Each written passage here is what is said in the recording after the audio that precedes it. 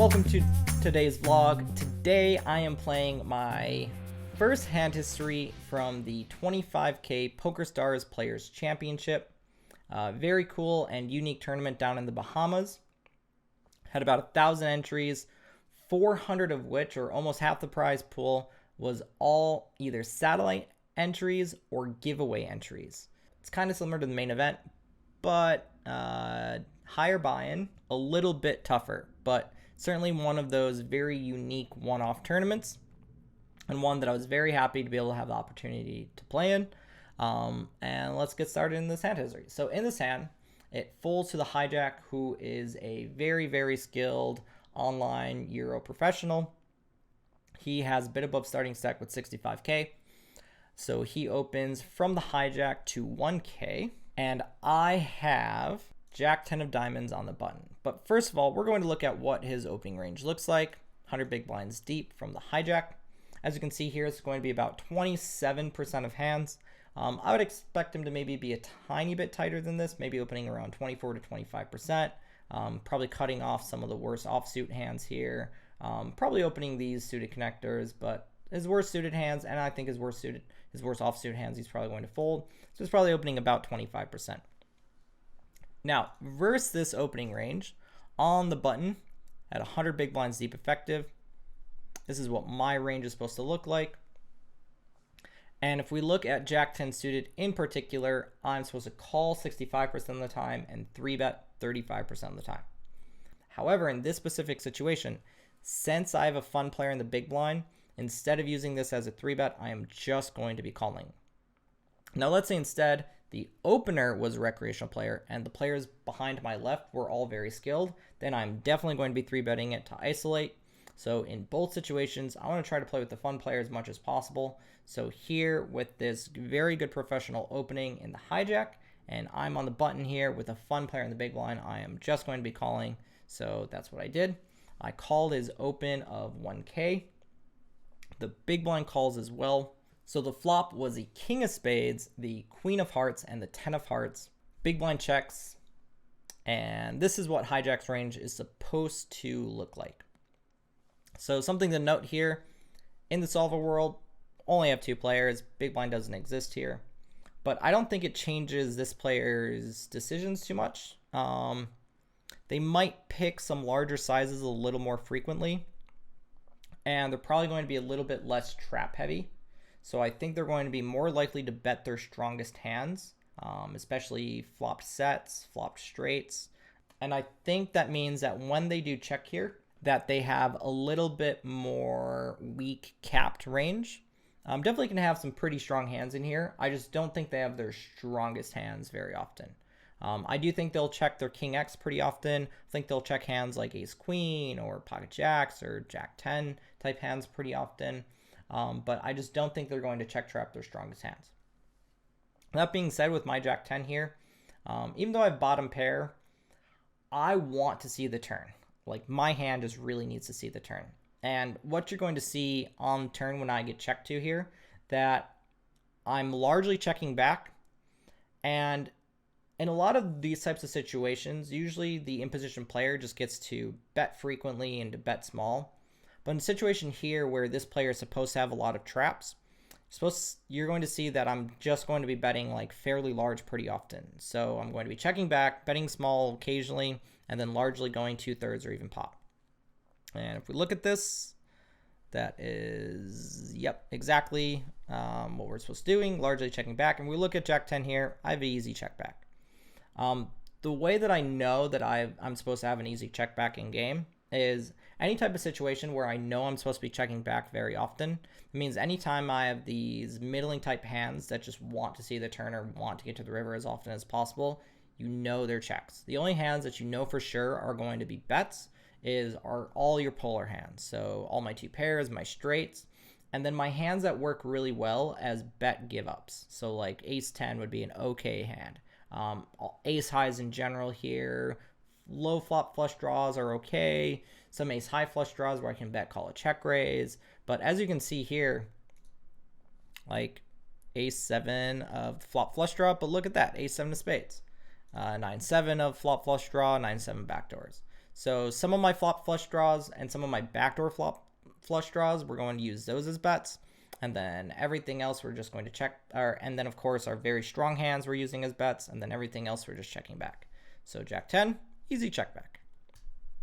So everyone checks. Turn is a deuce of clubs. So king of spades, queen of hearts, 10 of hearts, deuce of clubs. Big blind checks. Hijack now bets 1,200 into a pot size of 3,600 or 1/3 pot. While obviously this is a pretty typical size here, when they bet, the vast majority of the time they are only supposed to use a smaller size. I actually don't think they're going to bet small here with their strong hands. I think if they do have a strong hand here, they're either going to check raise it, or they're going to bet very large because they want to start building this pot. So I think when they go third pot here, that they largely have like ace king, weak king X, maybe ace queen, queen jack type hands, maybe a hand like pocket jacks, maybe some bluffs. But I just don't think it's likely that they have like pocket kings like they're supposed to, pocket queens, ace jack. I think if they do have those types of hands, that they're betting large. So I think it says a lot about what his range looks like. Now that gives me a couple different options here with my Jack 10. I can call it or I can raise it. I think both are very reasonable. So if we look at theory, I'm just supposed to call. But the reason why I might want to raise it here is because having this player left hack behind me, I could raise to get them off of some king X type hands. I can start applying pressure on the hijack. But the reason why in game I decided to just call is because I don't think raising here represents many hands. I don't think they're going to think that I'm raising here with king jack or king 9 type hands, even though I actually think that I would. I don't think they're going to put me on those types of hands. So if they're not going to put me on traps and they're not going to put me on some thin value type hands, I think I just have an easy call, which is what I did. Big blind, folded. So on the river, we are heads up. River is the queen of diamonds. So pot size on the river is 6K. River is a queen of diamonds being a board pair. And now he bets. And if we look at what his range is supposed to do, he has lots and lots of bets. And when he ends up betting, he bets 2K, so 1/3 pot. And if we look at what types of hands he's supposed to have here, the vast majority of his range are these king X hands. He does have ace jack occasionally, his pocket kings occasionally, but the vast majority of the time he has either king X, some ace, king X and bluffs really, and that's it. And I don't think he has these like ace jack combos ever. I don't think he has pocket kings ever. I think with those hands he would have upsized turn, or he would be upsizing river. Because like if he has ace jack, wouldn't he just want to go super big?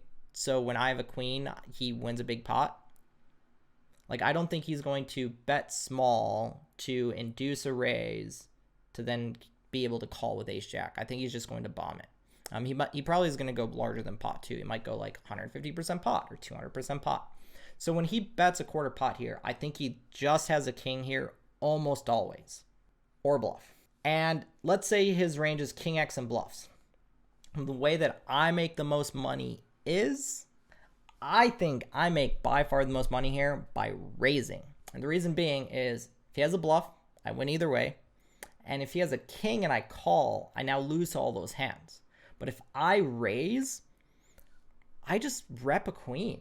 I can have ace queen in total. I can have ace queen offsuit. I can have queen jack offsuit maybe, especially with big blind being a fun player. I can have queen jack suited, of course. I can have queen 10, I'm probably betting flop. I could have queen 9 suited. But being able to have ace queen in full, plus being able to have queen jack in full maybe, and then being able to have queen 9 suited, that's a lot of queen X combos. And when I do have a hand like, say, king X, am I really going to raise those ever? No. So when I raise here, I'm just telling him that I have a queen or a bluff. And what bluffs do I have? I mean, obviously, I have Jack 10 as a bluff. But is he going to realize that I'm capable of using a hand that works very well as a bluff catcher and instead turning it into a bluff? Because if we look at what GTO does with my Jack 10, while it works amazing as a call and it's not really bluff raising, we're going to see that I do get to use Jack-10 occasionally as a bluff. And the reason why is I block Queen 10, I block Queen Jack, I block Ace Jack, I unblock a decent amount of his King X outside of King Jack. And because of that, I just have a great, also I block pocket 10s, I just have a great bluff combo. I have a great bluff combo, and I have a great situation to bluff in too, because when I bluff raise, who bluff raises in position these days? I mean, yeah, good aggressive players do, but most players in position, they have a good bluff catch opportunity. They're just going to call. So when I'm raising in position here, I am telling a very realistic story that I rivered trips and that I am not bluffing here and that he can just fold everything. So I raised to 6,000 or 35% pot with my Jack-10. He tanked for a while and then folded. Moral of the story is if you can tell a convincing line, especially to a player who is very good, you should probably be taking those bluff spots. Even though people really hate folding, I think this is a type of situation, and there are many like these, where tons of players are missing out on these really, really good bluff opportunities. I think it's very important to take these. I think they're very profitable to take. So I hope you enjoyed this hand history. Stay safe and healthy out there, and best of luck at the tables.